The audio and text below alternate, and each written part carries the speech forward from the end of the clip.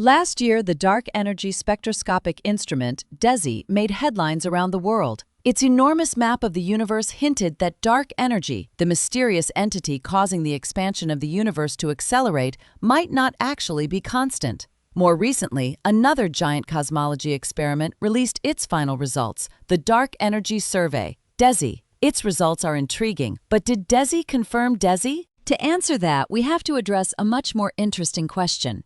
Why are completely different scientific studies so much more powerful in combination than any single study on its own? The answer brings us to the heart of what science really is: eliminating hypothetical universes. Did DES confirm DESI? It seems like a reasonable question.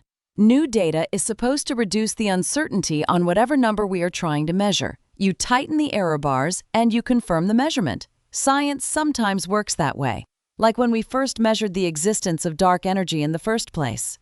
But modern cosmology has reached the point where this approach no longer works.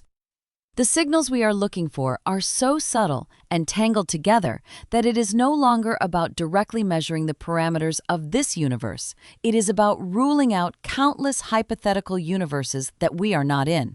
And DES was ruthless in eliminating universes. Despite their nearly identical names, the Dark Energy Survey, DES, and the Dark Energy Spectroscopic Instrument, DESI, were built to tackle the same grand mystery from almost opposite directions. DESI's mission is beautifully focused. It measures the distances to tens of millions of galaxies, constructing the most detailed, three-dimensional map of the universe ever made. Hidden within this vast cosmic atlas is a faint fossil pattern left behind by sound waves that rippled through the hot plasma of the infant universe nearly 14 billion years ago. These are the Baryon Acoustic Oscillations, BAO. BAOs give us a cosmic ruler that grows with the expanding universe, allowing DESI to trace the history of that expansion with extraordinary precision. DES took a much broader approach. This international collaboration of roughly 400 scientists took control of the Blanco 4-meter telescope at the Cerro Tololo Inter-American Observatory in the Chilean Andes. After building a dedicated 570-megapixel camera, they scanned an enormous region of the southern sky for 6 years, building an extraordinarily deep portrait and movie of 300 million galaxies. This became the foundation for several completely different ways of probing the cosmos.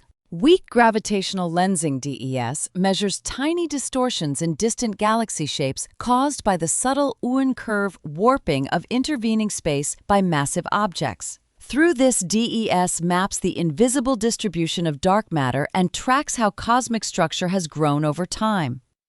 Galaxy clustering. It measures how galaxies have clustered together over cosmic time due to their mutual gravity, giving a completely different perspective on structure growth. Galaxy lensing. By combining lensing and clustering measurements, DES connects visible galaxies to the much larger halos of dark matter that surround them. Type 1a supernovae.